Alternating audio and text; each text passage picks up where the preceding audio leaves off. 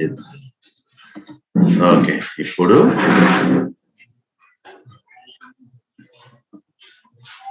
ఇక్కడ చూడండి, నిన్న ఒకసారి మళ్ళీ స్టెప్స్ వెళ్ళిపోయినాయి. ఒకసారి చెప్పండి హై లెవెల్. మన స్టెప్స్ ఏం చెప్పుకున్నాం? ఫస్ట్ స్టెప్ ఏం చెప్పుకున్నాం? ఈఎఫ్ఎస్ క్రియేట్ చేద్దాం అనుకున్నాం. ఫైన్. నెక్స్ట్ ఈఎఫ్ఎస్ క్రియేట్ చేసేప్పుడు కూడా అది ఏ అవైలబిలిటీ జోన్ లో ఉండాలి, లేకపోతే అక్రాస్ రీజియన్ లో అవైలబిలిటీ ఉండాలా, దానికి సెక్యూరిటీ గ్రూప్స్. ఇప్పుడు EC2 ఇన్స్టెన్స్ కోసం సెక్యూరిటీ గ్రూప్స్ క్రియేట్ చేసాం కదా, అదే సెక్యూరిటీ గ్రూప్స్ VPC కూడా మ్యాప్ చేయొచ్చు. ఓకే, ఇవి కంపల్సరీగా ఈఎఫ్ఎస్ క్రియేషన్ లో ఇవ్వాలి మనం. ఓకే, సో ఏం చేస్తాం, ఇక్కడ ఈఎఫ్ఎస్ ఆప్షన్ కి వెళ్తాం.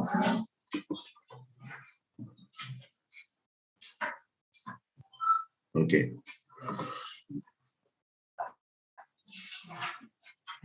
ఈఎఫ్ఎస్ సెలెక్ట్ చేసుకున్నాం. చూడండి ఇక్కడ చూడండి, ఈఎఫ్ఎస్ లో కూడా మనకి ఏదైతే S3 బకెట్ లో డిఫరెంట్ స్టోరేజ్ క్లాసెస్ ఉన్నాయో మీకు ఈఎఫ్ఎస్ కూడా అంతే స్టోరేజ్ క్లాస్ ఉంటాయి. చూడండి ఎంత మీకు కాస్ట్ వేరియేషన్స్ ఉన్నాయో చూడండి. ఇక్కడ స్టాండర్డ్ స్టోరేజ్ లో పెట్టుకున్నారు అనుకోండి, చూడండి పర్ జీబీ ఎంత కాస్ట్ పడుద్ది? 0.33. ఇదే మీకు ఇన్ఫ్రీక్వెంట్ లో కాస్ట్ ఎంత తగ్గిపోతుందో చూడండి. 0.3 అక్కడ, 0.027 అక్కడ, ఆల్మోస్ట్ 300 టైమ్స్ వేరియేషన్.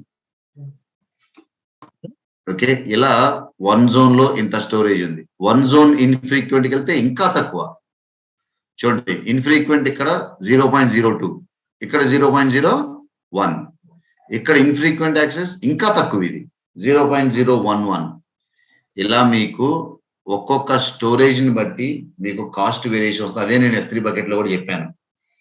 అసలు స్టోరేజ్ క్లాసెస్ అనేవి ఇంట్రడ్యూస్ అయిందే కాస్ట్ సేవింగ్ కోసం. అన్నిటికీ ఒకే కాస్ట్ ఉంటే ఎందుకు ఇంకా డిఫరెన్సియేషన్? అంతా స్టాండర్డ్ లో పడేస్తే అయిపోద్దిగా. ఓకే, వేరియేషన్ ఉంటుంది కంపల్సరీ.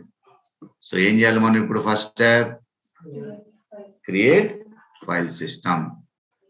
ఇక్కడ నేమ్ ఇవ్వాలి, బ్యాచ్. అబ్బా ఏం టైం ఇవ్వాలి ఇప్పుడు? 12 EFS అనివ్వండి.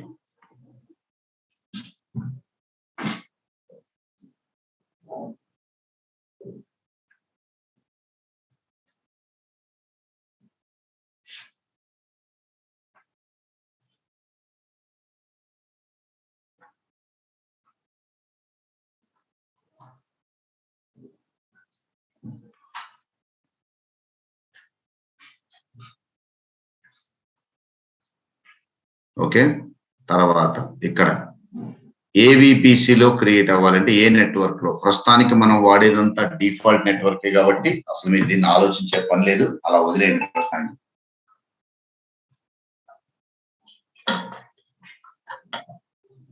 Okay, perfect. తర్వాత ఇది ఏ స్టోరేజ్? స్టాండర్డ్ లో స్టోర్ అవ్వాలా? ఓకే, ఇక్కడ కింద డిఫరెన్స్ చదవండి, ఈ రెండింటికి డిఫరెన్స్ చదవండి. ఇక్కడ ఉంది stores data redundantly across multiple availability zones. తర్వాత 1 జోన్ కి వెళ్తే సో దీన్ని బట్టి కాస్ట్ వేరియేషన్ వచ్చిందా రాదా? కానీ కాస్ట్ అనేది పక్కన పెట్టేస్తే బెటర్ అవైలబిలిటీ దేంట్లో ఉంటుంది? Obviously standards. ఎందుకంటే అక్రాస్ మల్టిపుల్ జోన్ అది అవైలబిలిటీ ఉంది కాబట్టి, ఏదైనా ఒక సింగిల్ అవైలబిలిటీ జోన్ కనుక మనకి రీచబుల్ లో లేకపోయినా మనం ఇక్కడ డన్ క్రియేట్ అనండి. ఇక్కడ క్రియేట్ అయింది చూడండి. ఇది నేమ్, దీనికి ఒక ఐడి. ఇప్పుడు మీరు EC2 క్రియేట్ చేసినా, RDS క్రియేట్ చేసినా, ఏం చేసినా ఇక్కడ ఐడి క్రియేట్ అవుతుంది. అలానే ఇక్కడ కూడా ఐడి క్రియేట్ అయింది. బై డిఫాల్ట్ EFS వచ్చేసి షేరింగ్ డేటా కాబట్టి for better manageable of the data ఇది ఖచ్చితంగా ఎన్క్రిప్షన్ జరుగుతుంది. ఇక్కడ ఖచ్చితంగా మనకి ఎన్క్రిప్షన్ జరుగుతుంది. ఓకే, ఇది ఎన్క్రిప్టెడ్ డేటా. ఇది బై డిఫాల్ట్ ఏం లేదు కాబట్టి ఇది క్లాస్ మీద కాల్ చేస్తాం. ఓకే, ఇక్కడ సైజ్ వచ్చేసి బై డిఫాల్ట్ ఉంది. ఓకే, తర్వాత size in standard are one zone.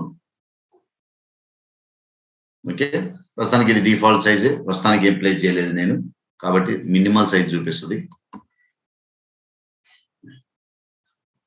Okay, ఇది ఎప్పుడు క్రియేట్ అయింది? EFS.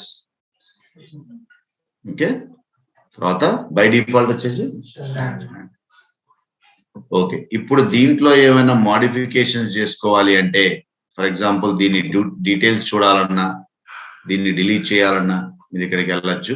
At the same time దీన్ని ఇలా ఓపెన్ కూడా చేసుకోవచ్చు. చేసుకుంటే మనకి ఇక్కడ ఉన్న ప్రాపర్టీస్ లో ఏవైనా సరే ఎడిట్ చేసుకోవచ్చు. అట్ ద సేమ్ టైం ఇక్కడ ప్రాపర్టీస్ లో మీరు మెయిన్ గా చూడాల్సింది చూడండి, ఇది నెట్వర్క్. ఎందుకు అంటే ఇవన్నీ ఎంత సైజ్ ఉంది, ఇగో ఇది వన్ జోన్ స్టాండర్డ్ లో ఎంత ఉంది, స్టాండర్డ్ అయ్యేలో ఎంత ఉందని మీకు చూపిస్తుంది డేటా. ఉన్నదే తక్కువలే. ఓకే, దాన్ని మానిటర్ చేయటం, దానికి ట్యాగ్స్, ఇవన్నీ కామన్. ఇక్కడ మెయిన్ గా మీరు చేయాల్సింది నెట్వర్క్ లోకి వెళ్ళి సెక్యూరిటీ గ్రూప్స్ ని ప్రాపర్ గా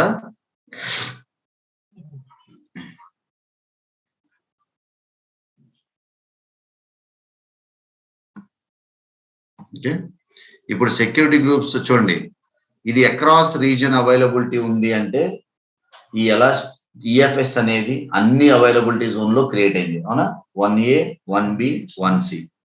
ఇప్పుడు వీటికి సెక్యూరిటీ గ్రూప్స్ ఎలా అటాచ్ అయ్యి ఉన్నాయి చూడండి. బై డిఫాల్ట్ ఈ ఒక్క ఐపీ నుంచే నువ్వు యాక్సెస్ చేసుకో అని ఉంది, కానీ మన రిక్వైర్మెంట్ బట్టి మనం ఎక్కడి నుంచైనా రిక్వెస్ట్ తీసుకోవచ్చు, అవునా? ఎక్కడి నుంచైనా తీసుకోవచ్చు. కాబట్టి మనం ఏం చేయాలి ఇప్పుడు చూడండి, మేనేజ్కి వెళ్ళి ఆల్రెడీ క్రియేట్ అయిన సెక్యూరిటీ గ్రూప్స్ ని తీసేయండి, రిమూవ్ చేసేయండి. Remove remove remove.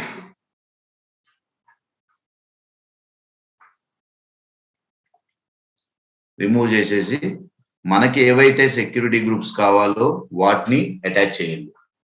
ఎక్కడ అటాచ్ చేస్తాం? ఇక్కడ లిస్ట్ లో వస్తాయి ఇవి కదా. అలవ్ ఆల్ ఇవ్వచ్చా? నెక్స్ట్ మళ్ళీ అలవ్ ఆల్ దీనికి కూడా ఇవ్వచ్చా? ప్లస్ దీనికి కూడా ఇవ్వచ్చు, అలవ్ ఆల్. డన్. ఇవన్నీ ఇచ్చేసి మీకు సేవ్ అని కొట్టేస్తే ఆటోమేటిక్ గా ఇవన్నీ సేవ్ అయిపోతాయి. ఇప్పుడు చూడండి, నెట్వర్క్ లో మీరు చేంజ్ చేశారు కాబట్టి ఇగో అలా మ్యాప్ అయింది కదా. ఇప్పుడు మనం ఈఎఫ్ఎస్ ని ఏ సర్వర్ నుంచైనా యాక్సెస్ చేసుకోవచ్చు మనం. అదే అలా కాకుండా మీరు డిఫాల్ట్ ఇచ్చారనుకో, దాంట్లో ఏదో రెస్ట్రిక్షన్స్ ఉంటాయి, ఏదో ఒకటే ఐపీ అడ్రస్ యాడ్ అయ్యి ఉంటాయి, ఓన్లీ ఆ సర్వర్ నుంచే యాక్సెస్ చేసుకోవాలి.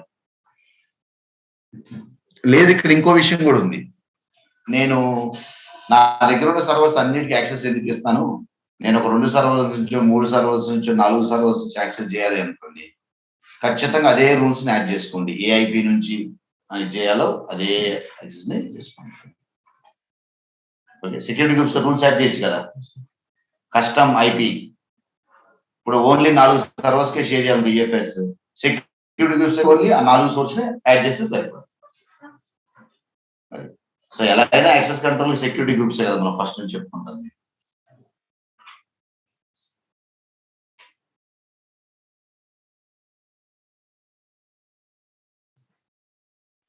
సార్ ఇక్కడ ఐపీ అడ్రసెస్ ఉన్నాయి కదా సార్, అవి ఇది ఈఎఫ్ఎస్ కి అసైన్ అయింది. ఓకే సార్, అంటే డిఫరెంట్ ఐపీ అడ్రసెస్ ఉన్నాయి. అవును, ఒక్క నిమిషం. బాగున్నారా?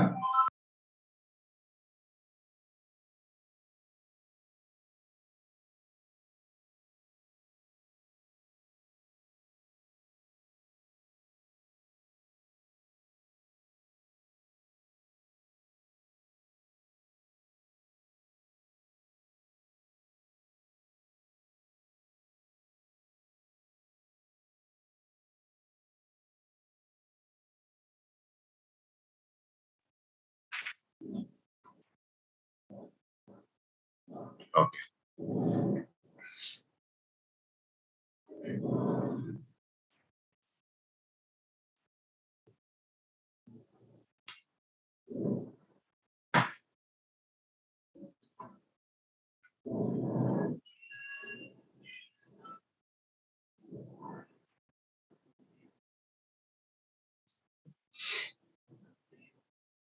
ఓకే, ఇది అడిగారా? ఇది ఈఎఫ్ఎస్ క్యాలిక్యులేట్ అయిన ఐపీ, ఈఎఫ్ఎస్ క్యాలిక్యులేట్ అయిన ఐపీ అది.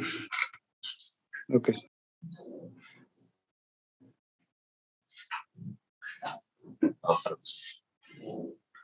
రైట్. సో ప్రస్తుతానికి ఈఎఫ్ఎస్ అలా వదిలేయండి. ఇప్పుడు మనం దేనికి వెళ్తున్నాం? నెక్స్ట్ మినిమం టెస్టింగ్ కోసం 2 EC2 సర్వర్స్ తీసుకున్నాం. తీసుకొని దాని మీద ఈఎఫ్ఎస్ తో కనెక్ట్ అవ్వడానికి కాబట్టి దాని మీద యూటిలిటీస్ ప్యాకేజెస్ ని ఇన్స్టాల్ చేయాలి. అయితే ఇక్కడ ఒక చిన్న వేరియేషన్ గుర్తుంచుకోండి. ఆ యూటిలిటీస్ ని ఇన్స్టాల్ చేసుకునేటప్పుడు మీరు గనక రెడ్ హ్యాట్ లైనెక్స్ కానీ యుబుంటు కానీ వేరే ఏదైనా ఫ్లేవర్స్ తీసుకుంటే ఓన్లీ మనం ఎన్ఎఫ్ఎస్ యూటిల్స్ అనే ప్యాకేజ్ ని మాత్రమే ఇన్స్టాల్ చేసుకోవాలి. అలా కాకుండా మీరు తీసుకునే ఓఎస్ కనుక అమెజాన్ లైనెక్స్ తో రన్ అవుతుంది అనుకోండి, ఓఎస్ అమెజాన్ లైనెక్స్, వాడు అడ్వాన్స్ గా ఎన్ఎఫ్ఎస్ కంటే లేటెస్ట్ ఈఎఫ్ఎస్ యూటిల్స్ అని తీసుకొచ్చాడు. అది అమెజాన్ లైనెక్స్ లో మాత్రమే ఉంటుంది. కాబట్టి ఎన్ఎఫ్ఎస్ యూటిల్స్ ఇన్స్టాల్ చేసుకోవాలా, ఈఎఫ్ఎస్ చేసుకోవాలా అంటే మీరు వాడే ఆపరేటింగ్ సిస్టమ్ బట్టి. రెడ్ హ్యాట్ లైనెక్స్ కానీ యుబుంటు కానీ అయితే ఎన్ఎఫ్ఎస్కి వెళ్ళండి, లేదు అమెజాన్ లైనెక్స్ కనుక వాడుతుంటే మీరు ఈఎఫ్ఎస్కి వెళ్ళండి. ఓకే, ఇప్పుడు మన సినారీలో మనం వాడేది ఆపరేటింగ్ సిస్టమ్ ఏంటవి? రెడ్ హ్యాట్ లైనెక్స్ ఎక్కువ ఉన్నాయి, యుబుంటు కూడా ఉన్నాయి. కాబట్టి బ్లైండ్ గా మనం దేనికి వెళ్ళిపోవాలి? ఎన్ఎఫ్ఎస్ యూటిల్స్కి వెళ్ళిపోవాలి. ఓకే, సో ఈ విండో అలా ఉంచండి. ప్రస్తుతానికి నేను వేరే విండోలో ఇదే కన్సోల్ యాక్సెస్ చేసుకుంటున్నా. చేసుకొని మళ్ళీ నా EC2 ఇన్స్టెన్స్కి వెళ్తాను. వెళ్ళిపోయి కొత్తది క్రియేట్ చేయడానికి ఆల్రెడీ ఉన్నాయి అప్ చేసుకున్నాను.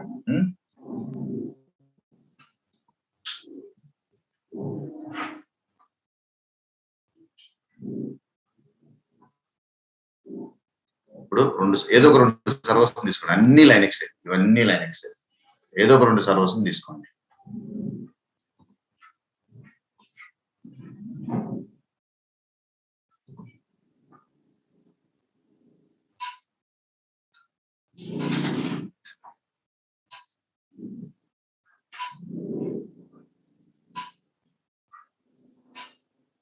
పని కూడా రమ్మని రేపు నుంచి లైక్ చేద్దాం. కూడా informative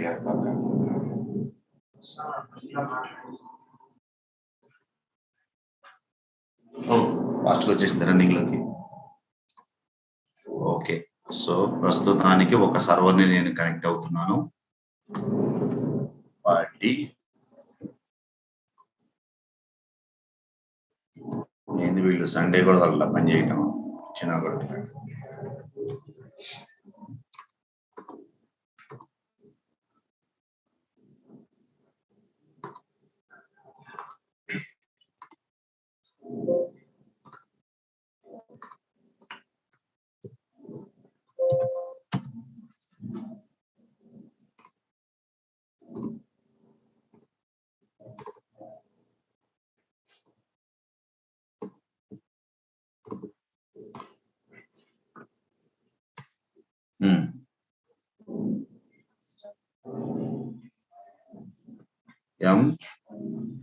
install NFS యూటిల్స్, NFS iPhone యూటిల్స్ గుర్తులేదు. ట్రై చేద్దాం, ఎర్రర్ వస్తే రాని. అయిందా?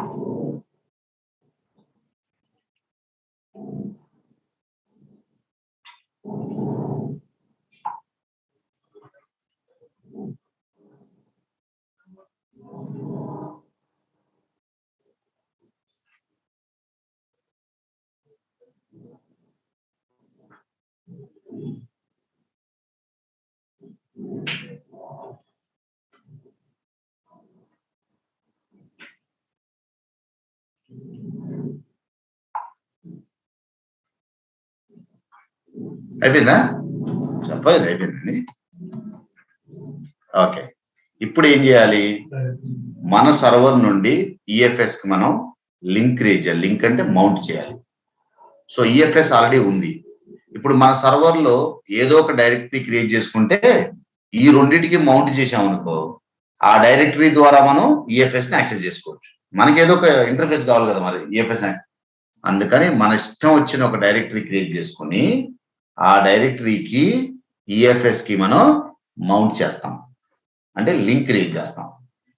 సో ఆటోమేటిక్ గా ఈ డైరెక్టరీ ద్వారా ఆ ఈఎఫ్ఎస్ మౌంట్ ని మనం యాక్సెస్ చేసుకోవచ్చు. సో ఏం చేస్తాను ఇప్పుడు? డైరెక్టరీ క్రియేట్ చేయాలి. ఏదో ఒక నేమ్ ఇచ్చుకోండి, మీ ఇష్టం. ఇంకోటి ఈ డైరెక్టరీ వచ్చేసి మీరు 2-3 సర్వర్స్ లో ఈఎఫ్ఎస్ వాడుకోవాలనుకో, అన్నిటి మీద సేమ్ ఉండాలని రూల్ ఏం లేదు. ఏ సర్వర్ మీద ఏ డైరెక్టరీ ఉంటే అది క్రియేట్ చేసుకోండి, మీ ఇష్టం. ఆ లింక్ ఇంపార్టెంట్, నేమ్ ఇంపార్టెంట్ కాదు. ఓకే, చూడండి డైరెక్టరీ క్రియేట్ చేశాను కదా. ఓకే, ఇప్పుడు నేను నా సర్వర్ నుండి ఈ డైరెక్టరీ ద్వారా ఈఎఫ్ఎస్ కి నేను పాయింట్ చేయాలి. అంతే కదా? ఇప్పుడు ఈఎఫ్ఎస్ పాయింట్ చేయాలంటే ఆ ఈఎఫ్ఎస్ సింటాక్స్, అదే మౌంట్ చేయడానికి సింటాక్స్ నేను తెచ్చుకోవాలిగా. ఓకే, సో ఎలా చేస్తానంటే చూడండి, ఇక్కడ ఎలా చేస్తానంటే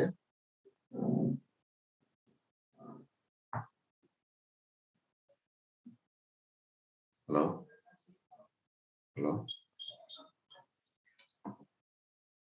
ఎక్కడ ఉన్నాము? సెకండ్ ఫ్లోర్కి రండి. మరి ఒకసారి ప్రదీప్ చెప్ప, ఫ్లిప్కార్ట్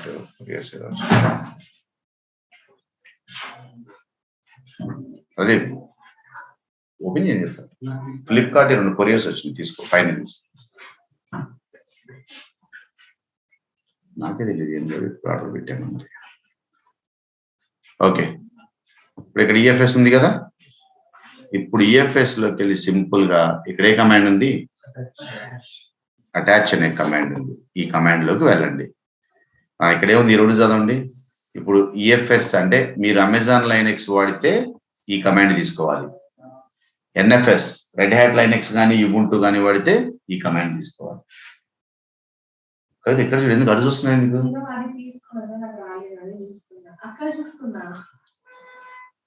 ఓకే, ఈఎఫ్ఎస్ తీసుకున్నావా? ఈఎఫ్ఎస్ తీసుకుంటే ఇది అమెజాన్ లైనెక్స్ కోసం, అందుకే మనం ఎన్ఎఫ్ఎస్ తీసుకోవాలి. అవును, నువ్వు సర్వర్ మీద ఎన్ఎఫ్ఎస్ ఇన్స్టాల్ చేసి ఇక్కడ ఈఎఫ్ఎస్ ఎట్లా తీసుకుంటావు? ఓకే, సో ఇది తీసుకోవాలి, ఎన్ఎఫ్ఎస్ తీసుకోవాలి. అదే మీరు కనుక అమెజాన్ లైనెక్స్ వాడుతున్నారు అనుకో, ఇది తీసుకోవాలి. ఓకే, ఇప్పుడు ఏం చేయాలంటే జస్ట్ ఈ కమాండ్ ఇక్కడ పేస్ట్ చేసి, ఇదిగో డైరెక్టరీ ఉంది కదా చివరిలో డైరెక్టరీ, ఈ డైరెక్టరీని డిలీట్ చేసి మీరు క్రియేట్ చేసిన డైరెక్టరీ నేమ్ ఇవ్వండి. అంటే ఈఎఫ్ఎస్ ని ఈ డైరెక్టరీకి మౌంట్ చేస్తున్నట్టు. మీకు లైనెక్స్ లో గుర్తుందా? మౌంట్ చేయడం చాలా ఈజీ, కమాండ్ జస్ట్ మౌంట్ అని చెప్పా, గుర్తుందా మీకు?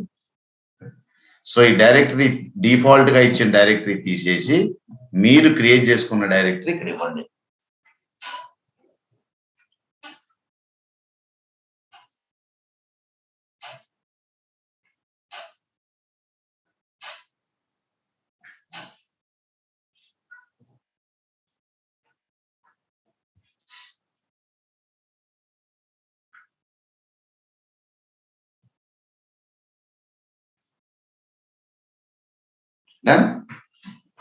ఇక్కడ ఇచ్చేస్తే అయిపోయిందిగా. ఇప్పుడు df-h అనే కమాండ్ నేర్చుకున్నా, గుర్తుందిగా లైనెక్స్ లో అవైలబుల్ మౌంట్ చూడటానికి. ఈ కమాండ్ రన్ చేస్తే మీరు అటాచ్ చేసిన మౌంట్ ఇక్కడ కనిపించాలి. ఏ డైరెక్టరీ మౌంట్ అయింది చూడండి. ఈ డైరెక్టరీ మౌంట్ అయింది హోమ్ EC2 యూజర్, ఇదే కదా మీరు క్రియేట్ చేసుకుంది, మై EFS. సార్ అది సైజ్ హ్యూమన్ రీడబుల్ ఫార్మాట్ లో ఉండాలి.